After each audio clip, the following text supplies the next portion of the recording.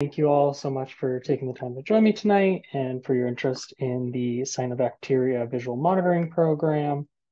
Uh, my name is Ryan Smith. I'm the volunteer and outreach coordinator for CRWA. Tonight I'm going to be providing some more information about this program and how you guys can all work to become the eyes and ears for the Charles River. If you have any questions during this webinar, please feel free to put them in chat. I'll also try and leave some space at the end of this for questions as well, if I don't get to them during the presentation. But if anything, if I don't get to answer any of your questions during this, you can feel free to email me. My email is now in the chat. It's rsmith@crwa.org. All right. First things first, if we have anyone who has not heard of CRWA before, give you a brief overview of who we are and what we're about. So our mission is to protect, restore, and enhance the Charles River and its watershed through science, advocacy, and the law. And we do that through our 5 main program areas: river science, river restoration, stormwater solutions, climate resilience, and education and outreach. We were founded in 1965 by a group of concerned citizens who were unhappy with the quality of the Charles River at the time. Things such as fish kills, landfills, dumping, and all sorts of things like that were very common along the Charles and in the Charles River. And it also frequently had quite a bad odor. And so 1965, these citizens got together and decided that we were going to work towards putting an end to such things.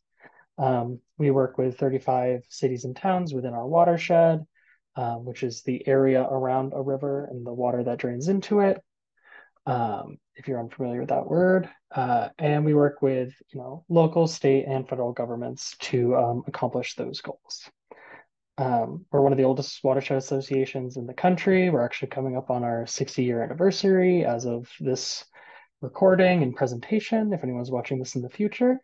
Program overview. So this volunteer program, our visual cyanobacteria monitoring program, helps us to determine and track if there are cyanobacteria blooms in the Charles River and where specifically in the Charles they are occurring, as well as to what extent that they're occurring. So volunteers will make a visual assessment of the Charles River, where they're located, and other bodies of water, draining into the Charles to determine if cyanobacteria is present, and how far into the river it is going, if they can determine that. We will share these data results with the Department of Public Health and local boards of health to help them determine if a bloom advisory is then needed. Just a note, CRWA is not an authority to determine bloom advisories. The point of this program is to work to help build capacity for the organizations that do make those advisories, because they can't be everywhere. So we're doing our best to, help them and, allow them to put out those public safety warnings.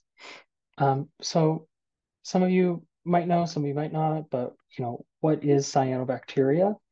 Cyanobacteria, you may have also heard it called blue-green algae, are microscopic organisms that are naturally occurring across the globe.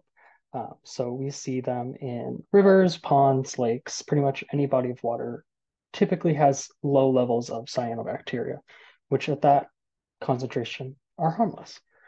But in warmer waters that have excess nutrients and a couple of other factors that go into it, cyanobacteria populations can kind of explode into what's called a bloom, or you might see them shortened to an HAB, or harmful algal bloom. And these are where we start to see issues with cyanobacteria. So these blooms can occur due to excess nutrients, either from stormwater runoff, or we see them typically in more urban spaces after combined sewage overflows. So that's when there's too much rain in the sewer systems and they overflow and combine with sewer and discharge into the river, or general stormwater runoff from fertilizer or other nutrients on the surface that drain into the Charles. In these cyanobacteria blooms, essentially, cyanobacteria can contain things called cyanotoxins. And when these blooms start to die, those cyanotoxins that are contained within the cyanobacteria are then released. And these are the toxins that become public health hazards for people. So exposure blooms can have negative health effects on humans. There have been cases of people's pets and dogs becoming either very sick or, in severe cases, dying from these cyanotoxins, and are generally just bad for ecosystems in general. Over here on this image is kind of a, microscope view of cyanobacteria. And here we have some extra resources if you're looking to learn, do a little bit more of a deep dive. I'll also be sharing these slides with everyone as well, also for your review. So you'll be able to click on these links. All right, so why do we want to monitor it? Pretty much like I was saying, it's a really big health issue, but the lower basin of the Charles River has historically experienced annual cyanobacteria blooms. Luckily, last year we did not experience any major blooms happening, so we saw a good relief from the last few years where we did see lots of blooms. But we are starting to notice this summer, the potential, the cell counts that we're doing with our own in-house sampling are a little bit higher than we would like them to be. So we're definitely keeping our eye on it, and people, all of you participating in this program will help expand our ability to keep an eye on this. In general, globally, and we're seeing that blooms are becoming more frequent, they're lasting longer. Most likely due to climate change, creating the warmer bodies of water conditions that help these blooms proliferate. And then the other reason we want to monitor specifically where the blooms are occurring, outside of just wanting to notify people like, hey, you shouldn't be swimming in here, you shouldn't be recreating here because of the bloom, is that they can change locations pretty quickly. They're in water, so they can move if there's more tides or winds pushing the waters through. And if anyone's interested in learning more about specific case studies of cyanobacteria, the city of Toledo, Ohio, has a really long and really tough history with cyanobacteria blooms from Lake Erie, contaminating their water and leading to complete citywide water bans. People can't drink the water, brush their teeth, shower with it. And so pretty, they can cause very serious problems and can, mass scales of issues for public health. Luckily, because the Charles River is not a source of drinking water, we don't have to worry about a bloom shutting down, your ability to shower or brush your teeth or drink from your tap water. But they can, mess with people's recreation and access to the river. So it can be, a bit of an equity issue in that sense. So you want to get started with becoming visual cyanobacteria. The only things that you need to do are fill out our volunteer waiver, um, have some form of a smartphone or just a computer and camera if that is your preferred method. There's just a couple extra steps for that. And then either a clear plastic jar or glass jar, and if you have them, some nitrile gloves.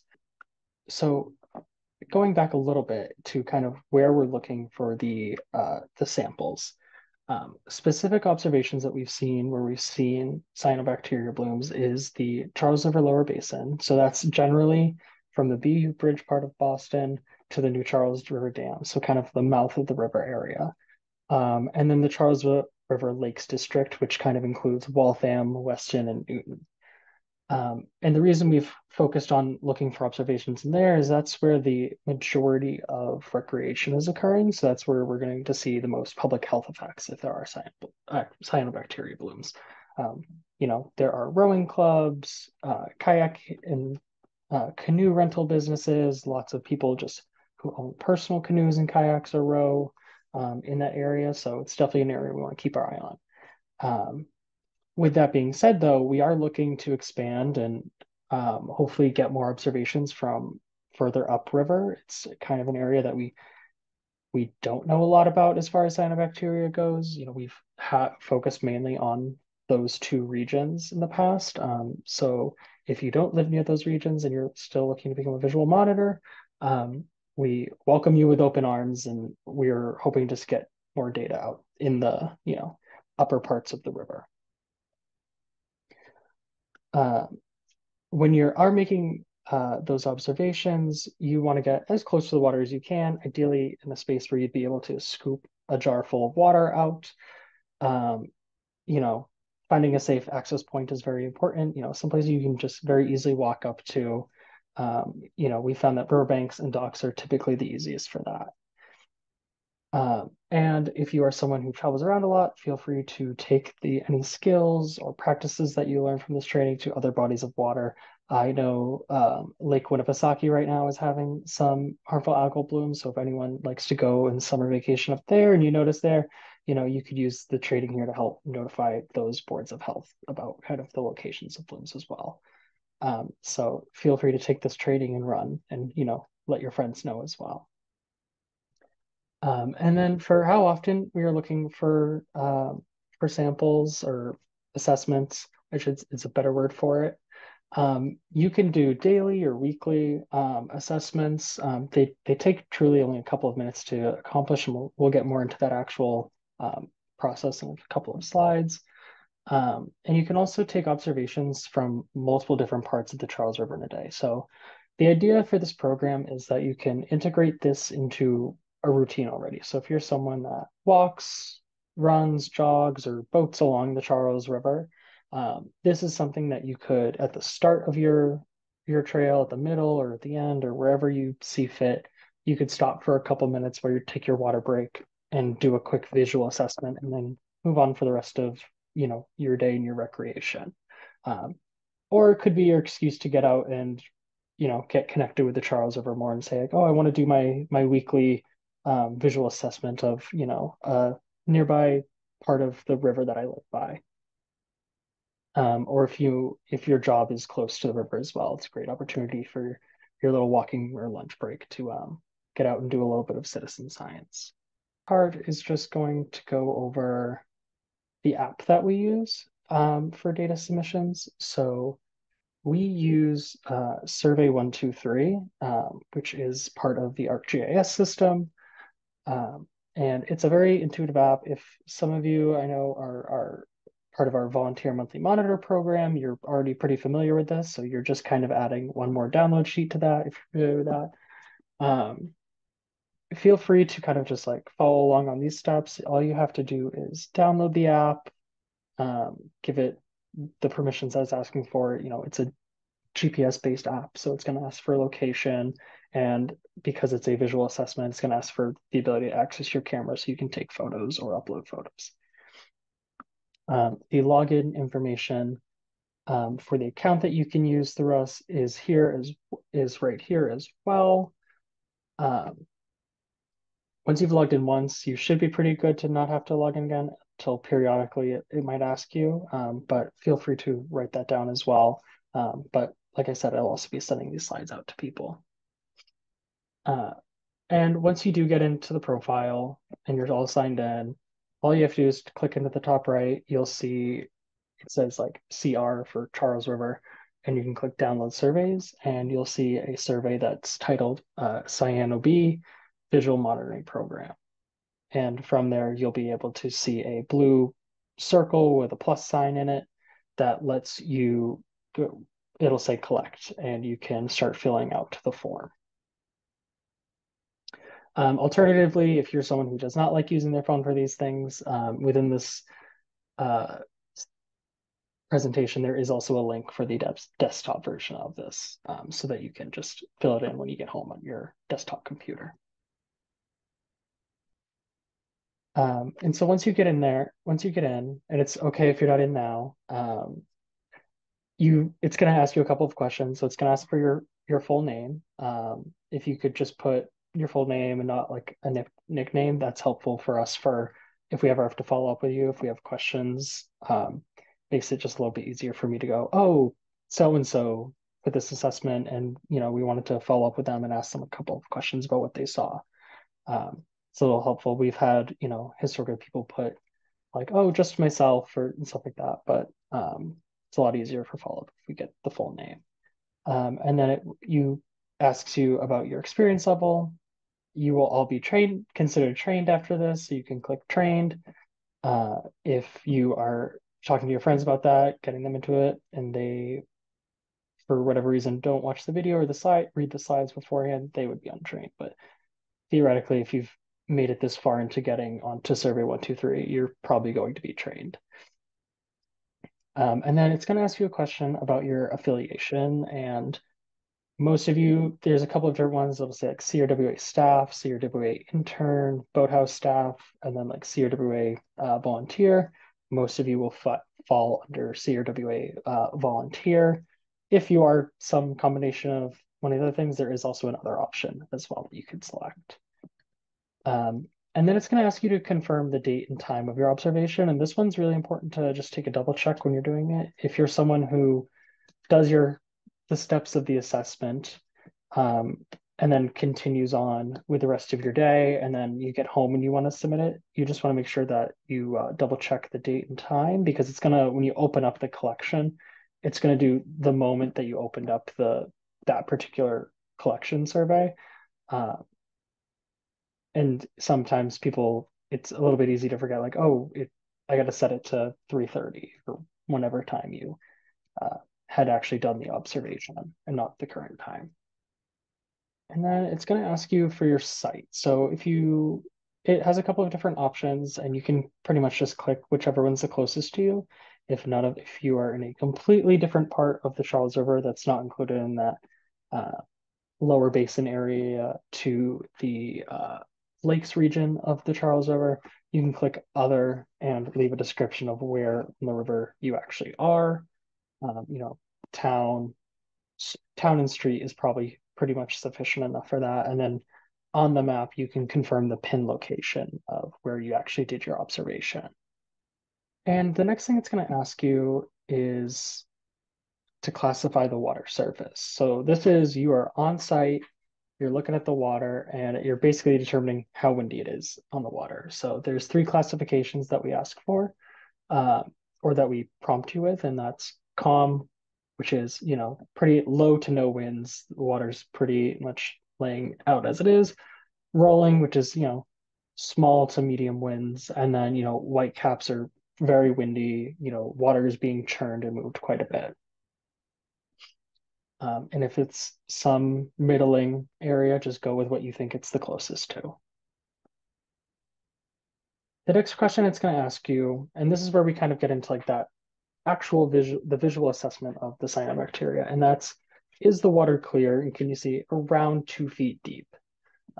If you select true, you're pretty much good, and it'll prompt you for the last couple of things. But if you select false, it's going to prompt you to ask if, through the different metrics of whether or not a bloom is occurring. So over here we have some examples of a true, I can see through the water, or so, pretty clear. We've all seen clear water, I feel. And then false examples are very murky, can't really see too deep. If you're ever in doubt of like, oh, it's, in that middle zone, or, maybe you can't see the bottom, but it's not it's not 2 feet deep, you can always just click false in doubt and go through the rest of the prompts that it's going to pull up. Yeah. When in doubt, just go with false. And so if the water is not clear, the survey is going to ask if there is cyanobacteria in water, or if you're noticing cyanobacteria. There are a lot of things that look like cyanobacteria that are not cyanobacteria, but there's a couple ways you can kind of determine against that. So some false examples here would be pollen, which you're going to see that yellow color. It's going to look kind of like how a cyanobacteria blooms and sits on the surface as like a surface scum, but it's, it's a yellow color, not really that green color. The other one is duckweed, and duckweed is just a plant. So when you do look at it closely, you'll notice there's leaves to it, and it's more plant-like than scummy and all of that. And the next one that you'll see is filamentous algae. So it is, these long filaments of algae, which I think to me look the most potential as a cyanobacteria, compared, because some cyanobacteria will show you kind of look like grass clippings. But the main way to or one of the main ways that you can kind of determine the difference is the stick test, which you can kind of see in this picture. Filamentous algae is going to stick to the stick. It's going to tangle up. It's going to be something that you theoretically could lift if you chose to. But a cyanobacteria is not going to stick to a stick, and it's just going to, like, if you were to mush it around, kind of just murky up the water because it's not long enough to do that. It's microscopic organisms. Going back to if the water is not clear and we're still trying to determine if there is cyanobacteria there. So if the water's not clear, the survey is going to ask you the cyanobacteria. Below are a couple pictures and examples of some true examples of cyanobacteria. So we have this cyanobacteria in the far left, which is, like I said, that grass clippings looking one. And then you have this one in the middle, which it does kind of look a little bit like the pollen, but as you can see, it's a little more spread out, and not quite the same. And then you've got these like ones here, which are a little bit hard to see in the image, but they're also kind of those like little grassy looking long clippings. They're going to make the water look cloudy. These are a lot easier too to see if you take that glass jar and you scoop through a sample. You're going to see it kind of floating in there. And it relatively starts to float towards the top eventually if we were to let it settle. It can also kind of look like paint splotches in the water, which actually there is sorry, this one, those kind of like paint splotches where it's kind of just like these like bursts of like green on the water, is when you're going to look out for as well for cyanobacteria bloom. So once you've determined that, hey, I think there's a cyanobacteria bloom here, I'm seeing these potentially, lawn clippings looking things in the water. I'm seeing this green extent in the water. Sometimes they're even just like specks in the water, but a high density of them. We're going to try and determine the extent of the bloom. So if there's cyanobacteria present, we want to find the extent. And the extent is essentially how far out do you see this bloom going? Is it isolated to just a little bank cove? Or is it, which you can see in this image, so it's just kind of along the edge here. Or is it a large extent where you can kind of see this green color kind of extending, as far as the camera could see in this case. If it's somewhere else in the middle, you can click other and kind of describe. And I honestly recommend describing this in this, probably using the other option the most if you were to see one, unless it's very distinctly, one or the other. But it's the more information you can provide us in your visual assessment survey, the better. So, if you can click large extent and also leave a description of like it's, going northward, or, it's one half of the river is, all green, the other half isn't, just to give us more information of an idea of where this bloom is occurring. And then it's also going to ask you what the surface water looks like. And this is a very good example right here of the paint splotches as well that I was talking about. So these, pockets of paint, greenish paint looking things on the water is also cyanobacteria. Really intense blooms can look like pea soup. And you can see this is from the lower Charles River in 2006. So quite a long time ago, but just shows how far back the history of cyanobacteria blooms are in the Charles River itself. So it's going to prompt you through these descriptions and just do your best to provide us with the most information you can. Right now, from the sampling cell counts that we've been doing, we are seeing results that are trending towards blooms, but aren't there yet. So you might not see anything to this, intensity.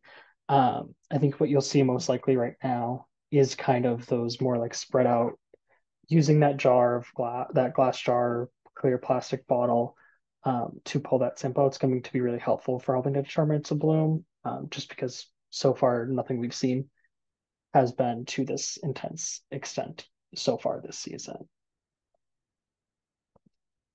Some other options for kind of what you might see, is this kind of green haze here and those grass clippings. And when you're doing your assessment, it's going to ask for pictures of the water. So kind of what we saw earlier, taking a picture like this green haze, of the water, kind of the bank. And then it's going to ask for kind of a top down of the water surface as well. And then if you have a glass jar and you can scoop the water from where you're doing your observation, it's going to ask for a top down photo and then a side view photo of that jar.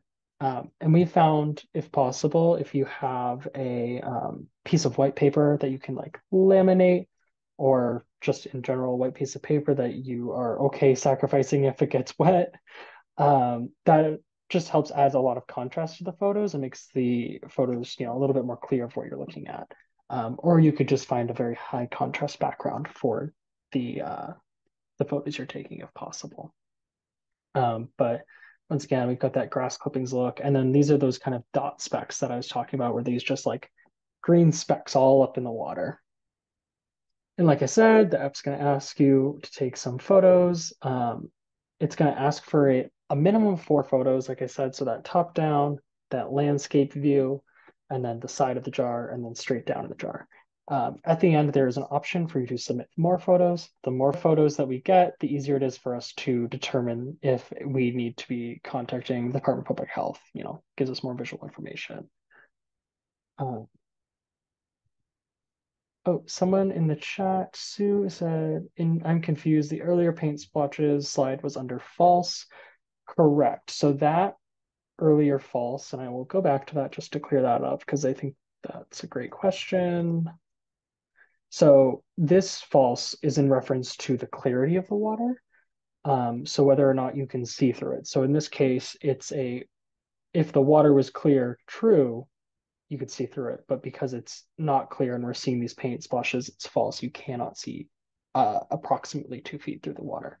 And then in this true example that I was talking about, where you're seeing the paint splotches, like it is true in the sense that there is the paint splotches available. Let me know if that helped clarify that at all. I think it is a little bit of a confusing back and forth there.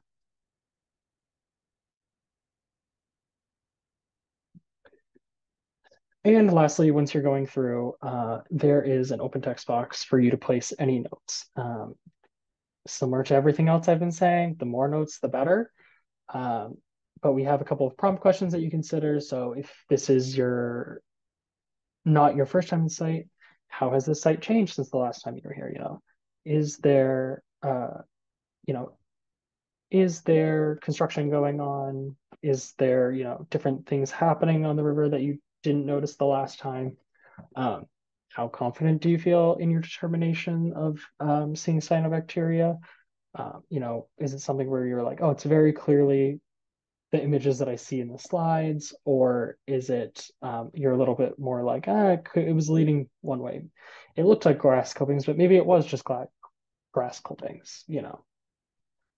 Are there any other plants growing in the water? Are you noticing anything like that? And then what has the weather been like recently? Recent storms can really affect how blooms move and how they react. Sometimes they can be good to help mix up an algal bloom if it's already occurring, but other times they can also lead to more nutrients in the water, leading to algal bloom. So, and then Sue asked, so the paint splotches is indeed cyanobacteria. Correct. Yes, that is one way that cyanobacteria could present itself, is in kind of paint splashes. And then someone else asked, should samples be collected along the riverbank or is from a boat in midstream desirable? I would say if you can get closer to the riverbank, most likely it's going to be there, but it's also going to be kind of whatever best for you. If that's, if the midstream is, what you're able to do, that's fine. Um, I think if you were to see a pretty stark characteristic bloom, it's best to, get closer to that for the sample.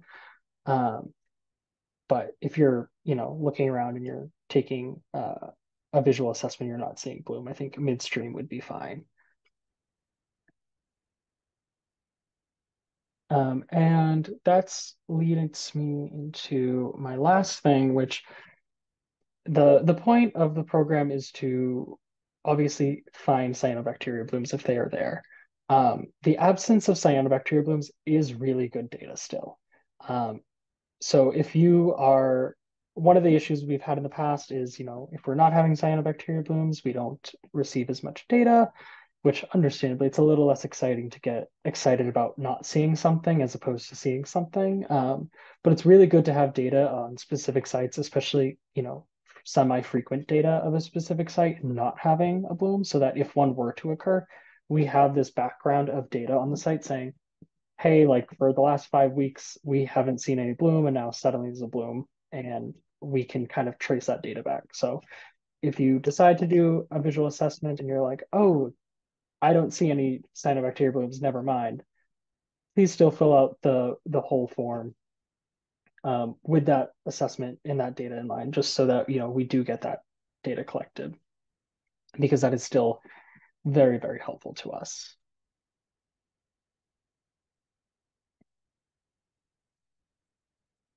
And that is all I have. I blocked an hour because I wanted to leave enough space for people to leave questions in the chat for me to answer. Um, if you have any questions, you can also that pop up later after this. You could feel free to email me. My email is right here. I also put it in the chat earlier. Um, Feel free, like I said, I will send this presentation out to all of you. Feel free to share it with a friend if you know someone that might be interested in it. Um, they could take themselves through these slides, or they could watch this video once I have that uploaded as well, and they will be fully trained and ready to go. If we have already signed a CRWA volunteer, do we have to fill out one for every separate volunteer activity? Nope. Once you filled it out once, we have it on record and you're all set. Also, if you have any issues with um, the app or getting that signed up, email me about that. I'm the main point of contact for this program, so um, I will be available for any questions that you might have. Uh, if we do this in other places, would we use the same app and just not Charles River? Uh, you would not use the app. You would have to either look for and they brought up Cape Cod as the example. You would want to have to look at local organizations or groups that are doing cyanobacteria monitoring. The survey we've created is specifically for the Charles River area, um, but I know that the Cape does pretty extensive water quality testing throughout the summer as well for harmful bacteria blooms. All right, looks like that is the majority of questions. Thank you all again. I look forward to seeing your data submissions. Like I said, reach out with questions. I am available. Yeah, and I look forward to a great visual cyano monitoring season. Thank you all.